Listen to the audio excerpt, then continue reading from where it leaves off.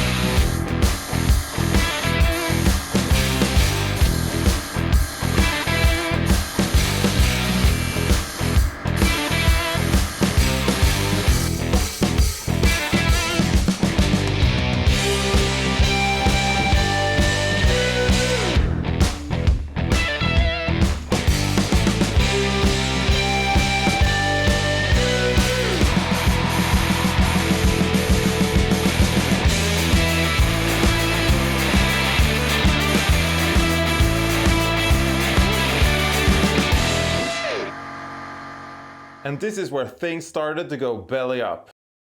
Well, you see, this filler requires a fast hardener. That means that it cures quickly. This being my first time using it, I had no idea how quickly. As it turns out, it's about an hour, or the same amount of time it takes to, almost, paint a whole motorcycle. When I was just minutes away from being done painting the frame, the paint started to dry inside the gun. And when filler dries, it apparently turns into something that is more or less like chewing gum. So I quickly aborted and spent the rest of the day cleaning my gun. But on the flip side, now I know how to deeply clean a paint gun. The next day, I sanded the filler and moved on to the color.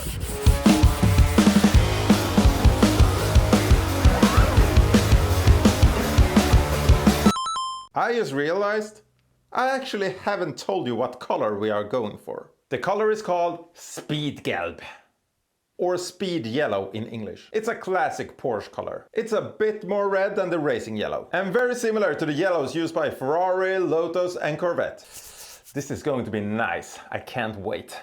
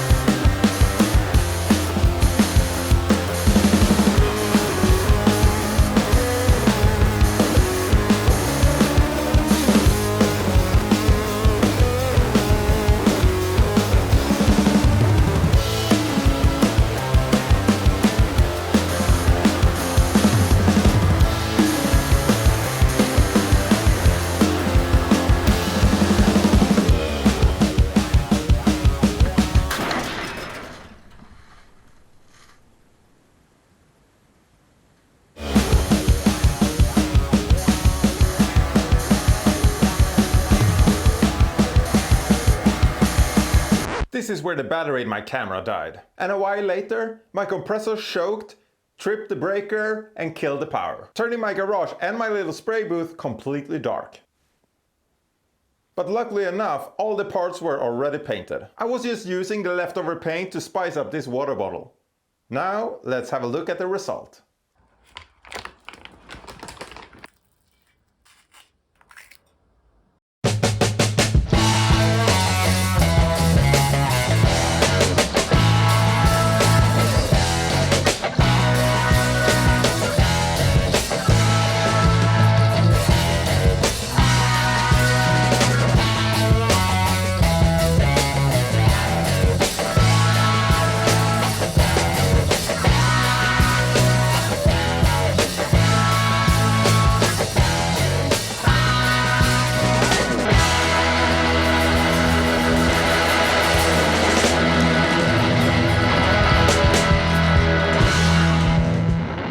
Considering this is my first paint job with this kind of equipment, I am stoked about the result. But before you go, I thought I would share some of my learnings. By all means, build your own spray booth, but make sure it's airtight. The paint will find a way to escape through every little gap. I knew that, but I couldn't be bothered, and now my floor looks like this. Also, make sure you have some kind of ventilation in your booth. I didn't, and I spent my whole time in there in a yellow haze. I think I finally understand what Jimmy was talking about with that purple haze. Also, don't put your compressor right next to your booth, especially if you haven't secured the walls to the floor, because it will suck in the paint, choke itself, trip the breaker and kill the power, and potentially even kill itself. It would also end up looking like this.